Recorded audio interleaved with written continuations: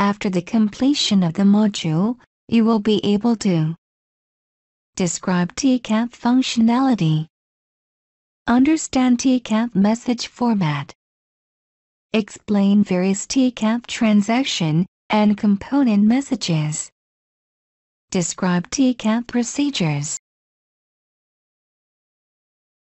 TCAP is designed for non-circuit related messages. It is destined for database entities, as well as actual and office switches. The first use of the TCAP protocol was 800 number translation. Other examples are intelligent networks, roaming in wireless networks, telecom services like automatic callback, LAN information databases, etc. The addressing scheme used for the applications using TCAP services is the subsystem number. The message unit at TCAP layer is called Operation Protocol Data Unit, OPDU. The TCAP protocol is capable of both invoking an operation and returning the results of that operation using the services of the SCCP protocol. SCCP provides the network services, whereas the MTP provides the physical layer and data link layer functionality. The TCAP references are transaction ID, used as a reference within a dialog, so that the receiver can associate the received message with a transaction in progress. This transaction ID is significant only to the local receiver, but is sent to the remote as a reference to be used in any responses. Invoke ID. An invoke ID is used to identify invoke components, which are used to invoke an operation within the entity. One transaction may consist of several invokes. The receiver of an invoke typically is expected to respond with a return result, in which case, a correlation ID is used to identify which invoke component the result is referencing. The correlation ID is a mirror image of the invoke ID. TCAP layer is further divided into sublayers. The transaction sublayer. It provides the information necessary for the signaling point to route the component information to its destination.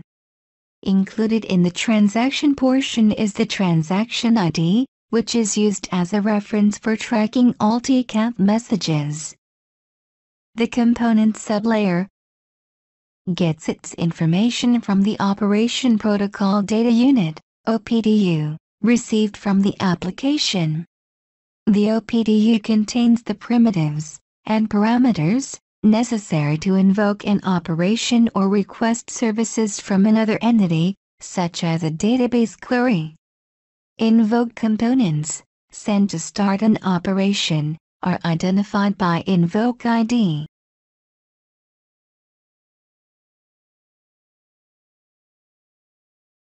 ITU-specified TCAP messages are unidirectional message, to handle unstructured dialogues, where two entities exchange mutually independent information.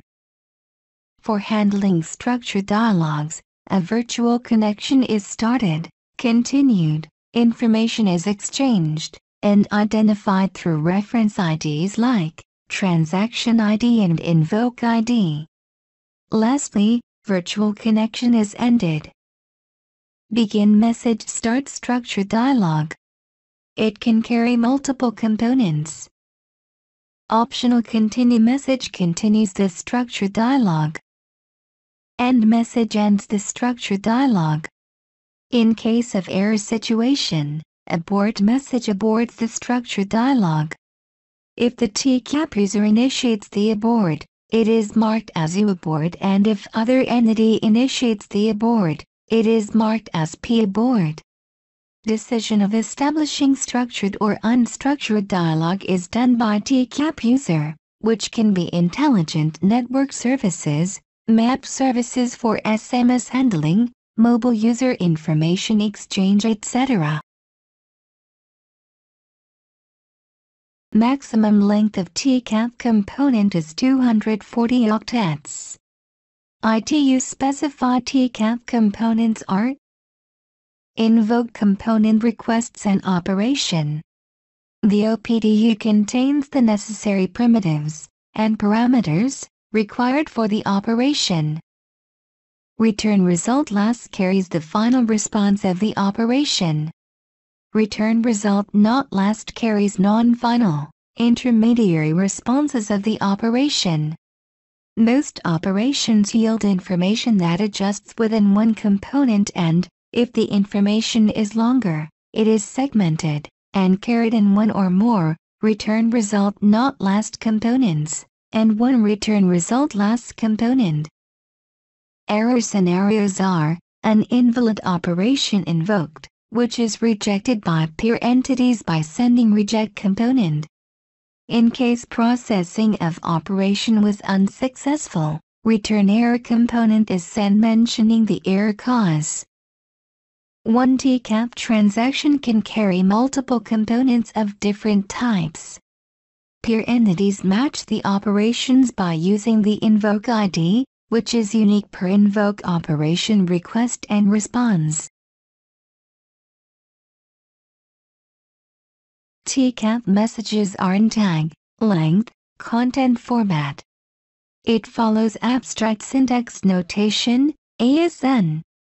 The tag portion indicates the information element type. The length portion indicates the number of octets in the contents portion, and the content portion contains the information to be transferred. Tag and length are generated by the specific encoding algorithm, and are not part of ASN. A TCAP information element can be of two types: primitive, constructor. In primitive information elements, the content portion contains only one value, the information carried by that information element. Primitive IEs should not be confused with the primitives that pass information between layers or sublayers in the same node. In constructor information elements, the contents portion contains multiple IEs, which may be primitive or constructor forming nested structure. The figure shows example message structure of TCAP. The complete message is divided into transaction part, optional dialog information, and component part.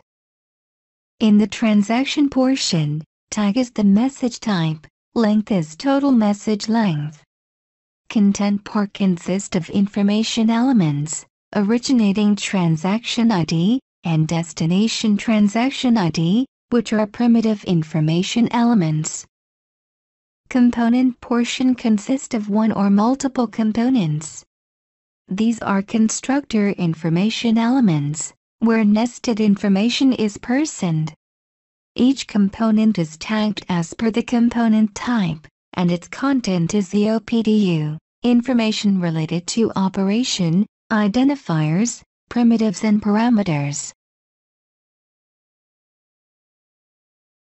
The SSPA populates the IAM with information about the call setup, such as the CIC, CDPN, call type, CGPN, and PCM encoding scheme. The IAM information is placed in the user data field of the MTP3 SIF.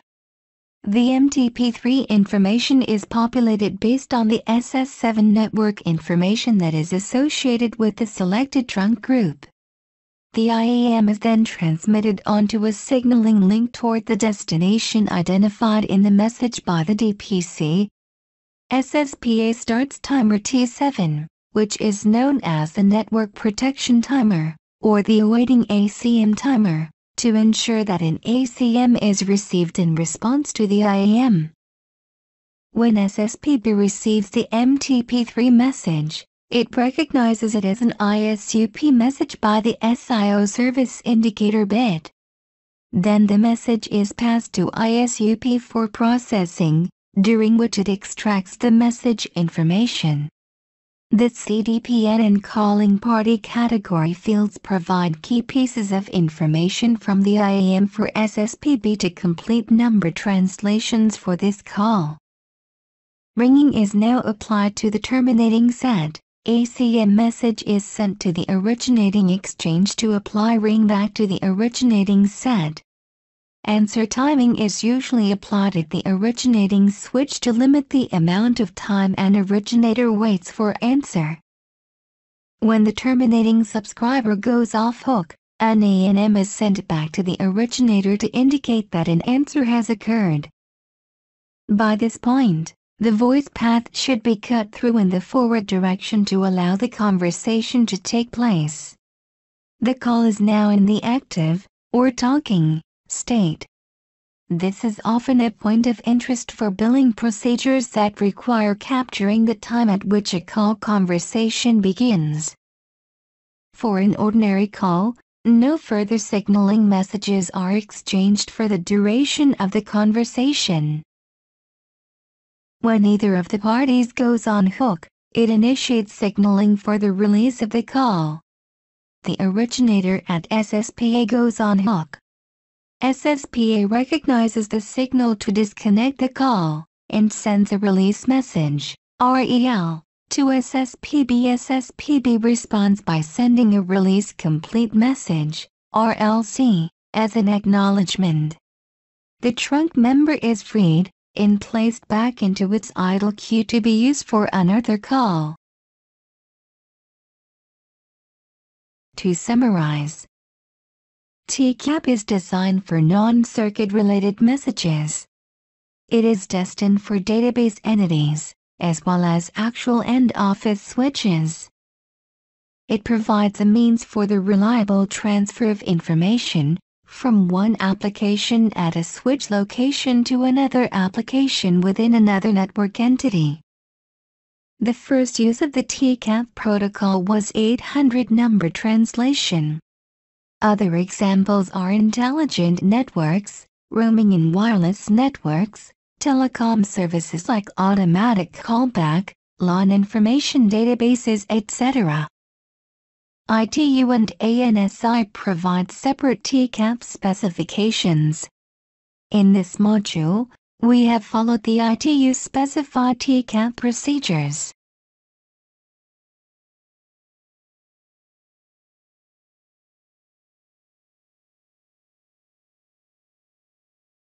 This completes the module. Click Next Topic from navigation menu.